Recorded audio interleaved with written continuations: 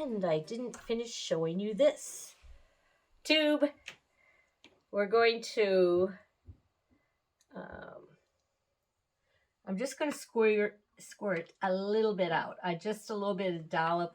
I kind of shove it against. Now what happens once you start pulling that or putting a little pressure on that tube, it's like toothpaste, you know, it just is going to want to keep coming out. So don't worry so much about that. A lot of times if I can, I kind of counter pull down to, it'll suck the paint kind of down in there.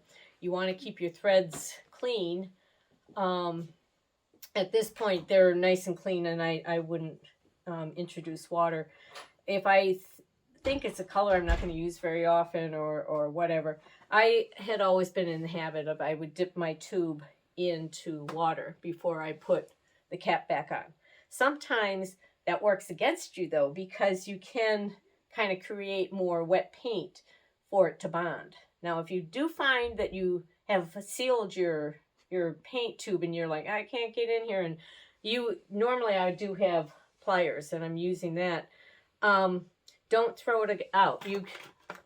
Even if this, you sit it on the shelf for 5 years and you're like, oh, these are hard.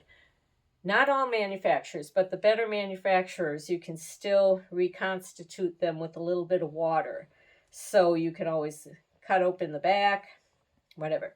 You can also take, if this end is sealed, what I will do is I'll take a little bit of water in, this is a cap from a glue stick. So I save a lot of different containers and they all come in handy. So this is what I do. I would soak that. Right now I'm just going to throw a little of this extra water into my paint.